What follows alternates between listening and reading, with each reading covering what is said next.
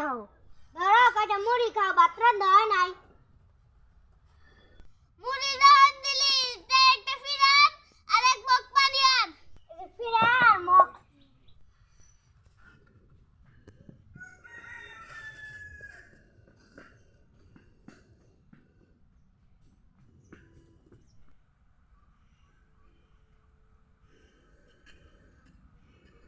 কি খাস?